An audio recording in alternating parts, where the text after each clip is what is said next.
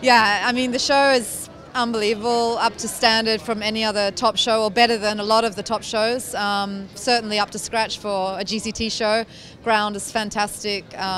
All the jumps have been made over here because of the importation of the wood, so the jumps were amazing, and of course the course building was great. We had a lot of atmosphere here.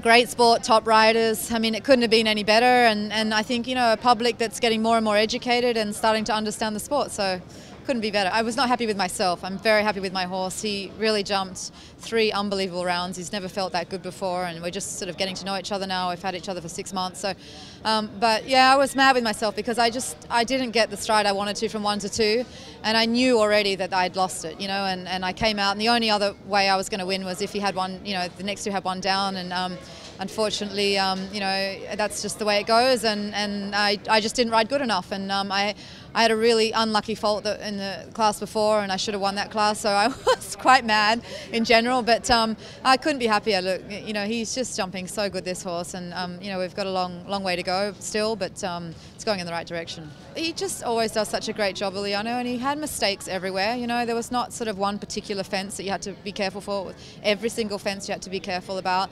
Very delicate, a few options here and there, pretty straightforward, but I was a little bit in the second round. I even asked Uliano just as I was going in the ring. I still wasn't sure what I was doing down one of the lines because, you know, not knowing my horse that well, he hasn't got the biggest stride, and they were all sort of doing 7 down the second last line, and I got the 7 great, you know, but just not 100% sure exactly on my striding with my horse, but.